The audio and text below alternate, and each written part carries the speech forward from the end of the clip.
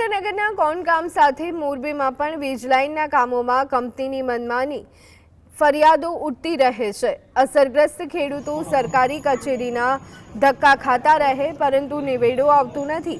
Power grid કંપનીથી ત્રસ્ત ખેડૂત Morbi collector કચેરી ખાતે એસડીએમ ઓફિસમાં ચર્ચા દરમિયાન બેભાન થઈ ગયો।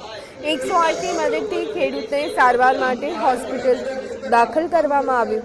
હોસ્પિટલના બિછાને પડેલા ખેડૂતે પીડા વ્યક્ત કરતા કહ્યું કે કલેક્ટર સાહેબ મારું કોઈ સાંભળતું નથી। 8 મહિનાથી હું ધક્કા ખાઉં છું, ખાવા લોટ પણ રહ્યો નથી। આ ઘટના વીજ લાઇનના કામમાં જો હુકમીથી ત્રસ્ત ખેડૂતોની માનસિક સ્થિતિ તે દર્શાવે છે। સાહેબ કલેક્ટર સાહેબ વિનેશભાઈ મહેશભાઈ વાત કરું।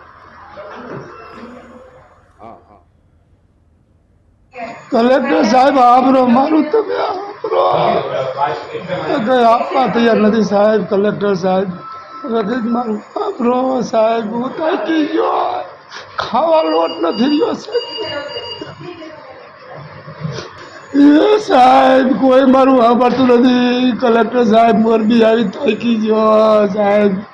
ઘડીક કે આયા જાઓ ને આયા જાઓ, મારું બધું કરોડો રૂપિયાના ડાયરો ભાગી નાખ્યા સાહેબ આપરો।